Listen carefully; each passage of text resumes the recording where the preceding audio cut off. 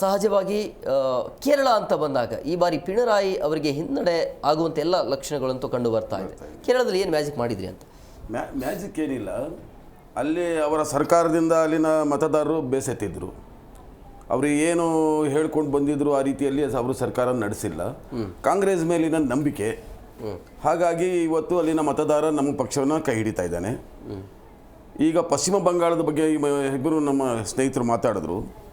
ನಾನು ನಮ್ಮ ವಿಶ್ಲೇಷಕರ ಮಾತನ್ನು ನಾನು ಸಮರ್ಥಿಸ್ಕೊಳ್ತೇನೆ.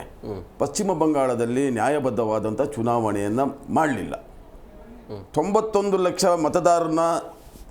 ಮತದಾನದ ಹಕ್ಕಿನಿಂದ ಆಚೆ ಇಟ್ಟರು. ಅದರಲ್ಲಿ 30 ಲಕ್ಷ ಜನ ನ್ಯಾಯಾಲಯದ ಮೆಟ್ಟಿಲನ್ನು ಹತ್ತಿದ್ದಾರೆ. ನಾವಿನ್ನೂ ಬದುಕಿದ್ದೇವೆ, ನಾವಿಲ್ಲಿನ ಮತದಾರರು, ನಮಗೆ ಅನ್ಯಾಯ ಆಗಿದೆ ಅಂತ ಹೇಳಿ ಈ ಅಲ್ಪ ಸಮಯದಲ್ಲಿ ಆಮೇಲೆ ಇವ್ರು ತೆಗೆದಿದ್ದು ಯಾರನ್ನ?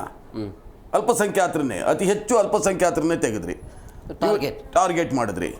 ಅವ್ರ ಉದ್ದೇಶ ಏನು? ಅಲ್ಪಸಂಖ್ಯಾತರಿದ್ದರೆ ಮಮತಾ ಬ್ಯಾನರ್ಜಿಗೆ ಬೆಂಬಲವನ್ನು ವ್ಯಕ್ತಪಡಿಸ್ತಾರೆ ಅನ್ನೋದು ಇವ್ರ ಉದ್ದೇಶ.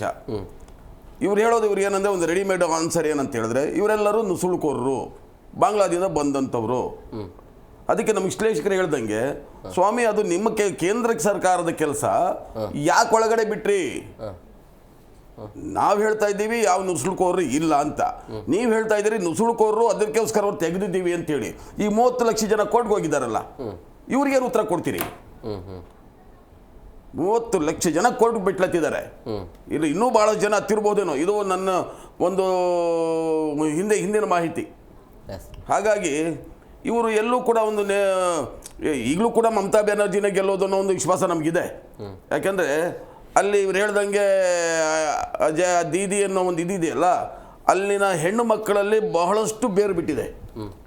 ಇವತ್ತು ಯಾರು ಕೈ ಬಿಟ್ಟರು ಹೆಣ್ಣು ಮಕ್ಕಳು ಮಮತಾ ಬ್ಯಾನರ್ಜಿನ ಕೈ ಬಿಡೋದಿಲ್ಲ. ಆಮೇಲೆ ಇವರು ಏನೋ ಇಷ್ಟು ಅಪನಂಬಿಕೆ, ಏನೋ ಆ ರಾಜ್ಯದ ಯಾವ ಅಧಿಕಾರಿಗಳು ನಮಗೆ ಬೇಡ, ನೀವು ಯು ಪಿಯಿಂದ ಒಬ್ಬ ಶಾರ್ಪ್ ಶೂಟರ್ ಅಂತ ಹೇಳ್ಬಿಟ್ಟು ಒಬ್ಬ ಆಫೀಸರ್ನ ತಂದುಬಿಟ್ಟು ಎಲ್ಲೆಲ್ಲಿ ಅಲ್ಪಸಂಖ್ಯಾತ ಮತದಾರರಿದ್ದಾರೋ ಅಲ್ಲೆಲ್ಲ ಸುಮ್ಮನೆ ಆದರೂ ಹೋಗೋದು, ಅಲ್ಲೇನು ಗಲಭೆ ಇಲ್ಲ, ಏನಿಲ್ಲ, ಸುಮ್ಮನೆ ಹೋಗೋದು, ಅವ್ರನ್ನ ವಾರ್ನಿಂಗ್ ಮಾಡೋದು, ಅವ್ರನ್ನ ಡಿಸ್ಟರ್ಬ್ ಮಾಡೋದು. ಆಮೇಲೆ ಕೇಂದ್ರ ಪಡೆನ ಹಾಕಿದ್ರಿ. ಕೇಂದ್ರ ಪಡೆ ನೀವು ಎಷ್ಟೋ ಇದರಲ್ಲಿ ನೋಡಿದ್ದೀವಿ, ನಾವು ನೋಡ್ತಾ ಇದ್ದೀವಿ, ಸುಮ್ಮನೆ ಲಾಠಿ ಚಾರ್ಜ್ ಮಾಡಿಸೋದು. ಎಲ್ಲಿ ಅಲ್ಪಸಂಖ್ಯಾತರು ಮತದಾನಕ್ಕೆ ನಿಂತ್ಕೊಂಡಿರ್ತಾರೆ ಅಲ್ಲಿ ಅವ್ರನ್ನ ಚದುರಿಸುವಂಥ ಕೆಲಸ ಆಯಿತು.